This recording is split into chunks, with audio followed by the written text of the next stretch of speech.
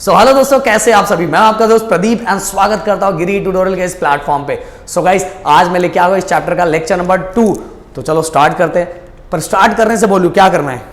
सबसे पहले atmosphere setting sir. नहीं, पर वीडियो को लाइक कौन करेगा यार?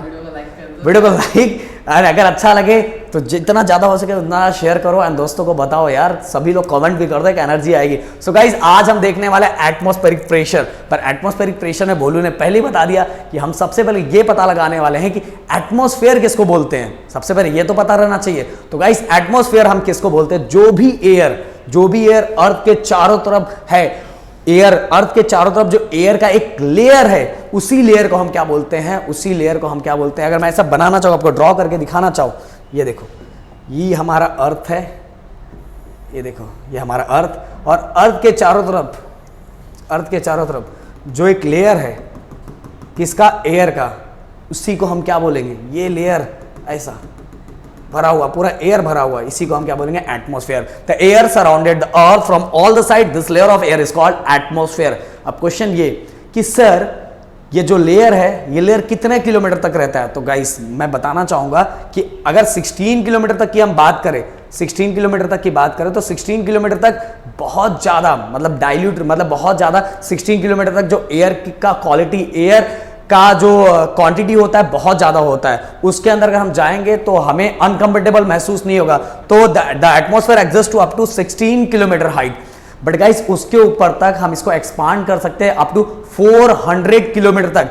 बट आप सभी को पता है 16 किलोमीटर के बाद धीरे धीरे एयर जो है, एयर की जो क्वांटिटी है वो धीरे धीरे क्या होने लगी? कम होने लगी। इसलिए जैसे जैसे हम ऊपर बढ़ने लगते हैं, हमें थोड़ा अनकंफर्टेबल महसूस होता है। थोड़ा ऊपर रहेंगे, 16 किलोमीटर रहेंगे तो कंफर्टेबल रहेंगे, बट जैसे जैसे ऊपर बढ़ेंगे हमें क्या थोड़ा महसूस होगा? अनकंफर्टेबल महसूस होगा। एयर रहेगा बट धीरे धीरे उसकी क्वांटिटी क्या होने लगेगी? कम होने लगेगी। सो गाइस, नेक्स्ट, जो एयर है, जो हमारे अर्थ के चारों तरफ जो एयर का लेयर है, उस एयर के कारण जो प्रेशर क्रिएट होता है, उसी प्रेशर को हम क्या बोलते हैं? Atmospheric pressure. The pressure created due to air is called atmospheric pressure. Earth के चारों तरफ जो एयर है, उस एयर के कारण जो प्रेशर क्रिएट हो रहा है, उसी को क्या बोलते हैं? उसी को क्या बोलते हैं? बोलू, एटमॉस्फेरिक प्रेशर। क्या बोलते हैं? Atmospheric pressure. गाइस, आप सभी को ये वाला पॉइंट याद रखो। जो एयर प्रेशर होता है, अगर मैं air pressure at the sea level is called atmosphere pressure. Sea level पे जो एयर का प्रेशर होता है, उसी को हम क्या बोलते हैं? Atmosphere pressure. अब गाइस, जो एटमॉस्फेयर प्रेशर है, जैसे हम सी लेवल से जैसे ऊपर बढ़ेंगे, आप सभी को मैंने बता दिया कि जैसे जैसे हम ऊपर बढ़ते जाते हैं, एयर की जो क्वांटिटी होती है वो धीरे धीरे क्या होने लगती है? कम होने लगती है। अब एयर की क्वांटिटी कम होने लगेगी तो सिंपल सी बात है, अगर मैं एक बेंच के ऊपर एक हाथी को खड़ा करूं, 10 हाथी को खड़ा करूं, अगर 10 हाथी को खड़ा करूंगा तो बेंच पे प्रेशर ज्यादा पड़ेगा, और एक हाथी रहेगा तो प्रेशर क्या करेगा? कम पड़ेगा। तो जैसे जैसे हम ऊपर बढ़ने लगते हैं, एयर की जो क्वांटिटी होती है वो धीरे धीरे कम होने लगती है, और एयर की क्वांटिटी कम हो गई तो उससे क्या कम होगा? एयर प्रेशर कम होगा। The air pressure decreases as one goes up in height from the sea level से, जैसे समुद्र की ऊंचाई से हम धीरे धीरे, देखो सबका ना एक जितना फिजिक्स में ज्यादातर जो कंपैरिजन किया जाए, जो लेयर लिया जाता है सी लेवल से ही लिया जाता है। तो सी लेवल से जैसे हम ऊपर बढ़ने लगते हैं, मतलब अर्थ के सरफेस, कहने का मतलब कि अर्थ के सरफेस से जैसे हम ऊपर बढ़ने लगते हैं, एयर का प्रेशर क्या होने लगता है? डिक्रीज होने लगता है। अब गाइस, चलते हैं नेक्स्ट पॉइंट, जो बहुत मस्त पॉइंट है। आप सभी को पता है, आप चावल लेने जाते हो तो क्या बोलते हो? बोलू आप क्या? आप जब 1 kg जो केजी यूज किया, आपने कभी 1 लीटर बोला है? बोला है तो समझ लो फिर मेरा नाम बर्बाद कर दोगे। 1 लीटर राइस दो तो बोलेगा क्या हो गया? सो गाइस, जो एटमॉस्फेरिक प्रेशर है, उसका भी जो यूनिट होता है, वो यूनिट याद रखो। आपको यूनिट बहुत ज्यादा इंपॉर्टेंट है, एम्बार और हेक्टोपास्कल, जिसका शॉर्ट फॉर्म है HPA। हेक्टोपास्कल और एम्बार, तो याद रखना, ये दोनों यूनिट किसके लिए यूज किया जाता है? एटमॉस्फेरिक प्रेशर के लिए यूज किया जाता है। ये आप सभी को पता रहना चाहिए। सो गाइस, यहां हमारा खत्म होता है एटमॉस्फेरिक प्रेशर का सभी इंपॉर्टेंट पॉइंट मैंने पूरी तरह से कंप्लीट कर दिया, और ये इतना आपने दिमाग में फिट कर लिया ना भाई, खत्म हो गया। अब चलते हैं नेक्स्ट, बॉइंट फोर्स। बॉइंट फोर्स क्या होता है? सिंपल और सरल भाषा में समझाओ ना। किसी भी XYZ ऑब्जेक्ट को अगर हमने लिक्विड के अंदर क्या किया? हमने लिक्विड के अंदर डाल दिया। बहुत हमें अभी घर में आपने बॉटल, आपने एक कर लो, एक्सपेरिमेंट कर लो, एक बाल्टी ले लो, उस बाल्टी के अंदर क्या करो? बॉटल डाल दो। बॉटल जैसे ही आप डालोगे ना भाई, बॉटल जैसे ही डालोगे तो उसमें कभी अगर बॉटल भरा हुआ है तो वो हमें डूबता हुआ दिखाई देगा, कभी डूबता हुआ दिखाई देगा, कभी हमें फ्लोट होता हुआ दिखाई देगा, तैरता हुआ दिखाई देगा, कभी ना तो डूब रहा है ना तैर रहा है, बीच में पड़ा हुआ दिखाई दे रहा है। तो ये सब किसके कारण होता है? Because of buoyant force. किसके कारण होता है? बॉयंट फोर्स के कारण होता है। गाइस दिमाग में याद रखना, buoyant force. So guys liquid के अंदर जो भी ऑब्जेक्ट होता है उसके ऊपर जो अपवर्ड डायरेक्शन में जो फोर्स पड़ता है, उसी को लिक्विड के द्वारा, उसी को हम क्या बोलते हैं? बॉयंट फोर्स बोलते हैं। The upward force acting on a object in a water और अदर फ्लूइड और a gas is called buoyant force.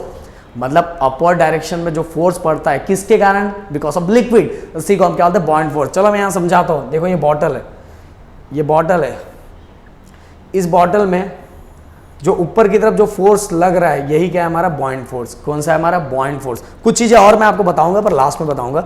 अब गाइस अगर ध्यान से सुनना कि when an object deep in a liquid a buoyant force act on it, hence the appear the wait of the object is reduce. अगर मैंने कोई भी ऑब्जेक्ट लिक्विड के अंदर डीप किया हुआ है, बॉयंट फोर्स के कारण उस लिक्विड का जो वेट होता है वो क्या होता है? रिड्यूस हो जाता है। वेट क्या हो जाता है? कम हो जाता है। अब मान लो ये ऑब्जेक्ट है जिसको मैंने लिक्विड के अंदर डाल दिया। अब नीचे से अपर डायरेक्शन में कौन सा फोर्स पड़ रहा है? Buoyant force. और इस बॉयंट फोर्स के कारण इस ऑब्जेक्ट का जो वेट होता है वो क्या होता है? रिड्यूस हो जाता है। आपने देखा बहुत बार, इसीलिए तो फ्लोट कर रहा है। देखो ये तैर रहा है ऊपर, ये बीच में, ये भी तैर रहा है। बॉयंट फोर्स मेनली दो फैक्टर पे डिपेंड करते हैं। पहला volume of the object and दूसरा density of the object. Guys याद रखना, बॉयंट फोर्स कब ज्यादा रहेगा? Buoyant force is more if the volume of dipping object is more. जो हमने ऑब्जेक्ट डीप किया हुआ अगर उसका वॉल्यूम ज्यादा है, तो वहां बॉयंट फोर्स भी क्या रहेगा? ज्यादा रहेगा। अब density, more the density of the liquid more the force of buoyancy. जो लिक्विड हम यूज कर रहे हैं अगर उसकी डेंसिटी ज्यादा है, ज्यादा है, तो बॉयंसी फोर्स भी क्या रहेगा? ज्यादा रहेगा।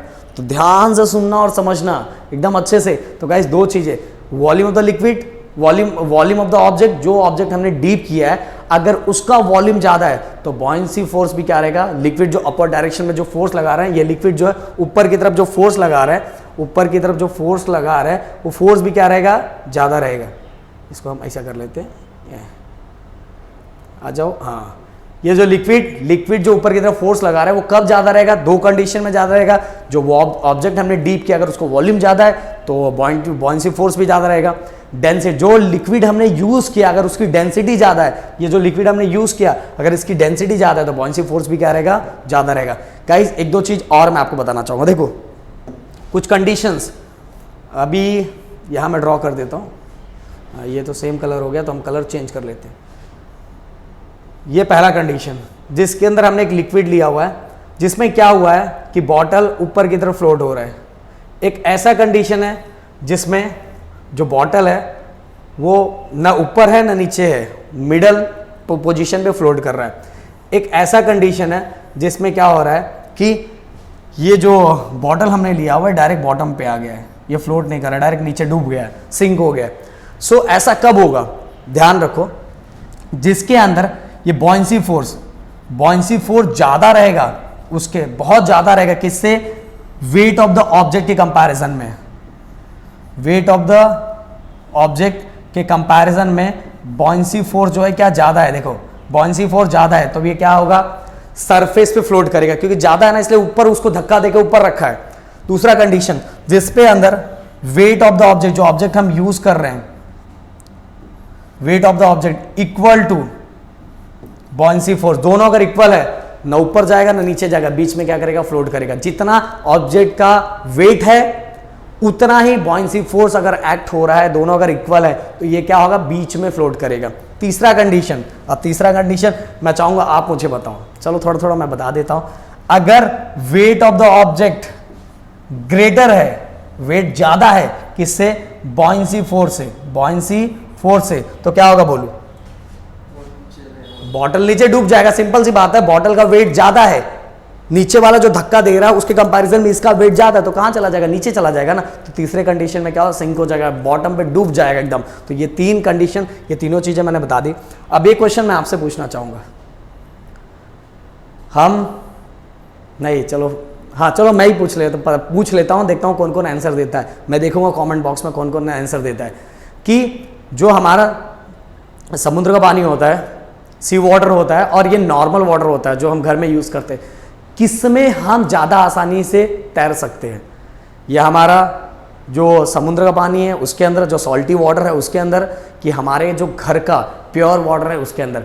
देखना चाहता हूँ कमेंट बॉक्स में कौन सही लिखता है। अगर नहीं देगा तो, अगर जितने लोग लेंगे मैं नेक्स्ट वीडियो में इसका प्रॉपर आंसर दूंगा। नेक्स्ट नहीं, 2-3 वीडियो के बाद मैं इसका प्रॉपर आंसर दूंगा। तो चलो रेडी रहो गाइस। तो यहाँ वीडियो को खत्म करता हूँ और इसका लेक्चर नंबर 3 में ये चैप्टर पूरी तरह से खत्म हो जाएगा। Thank you so much guys and bye bye. ध्यान रखो अपना। जय हिंद।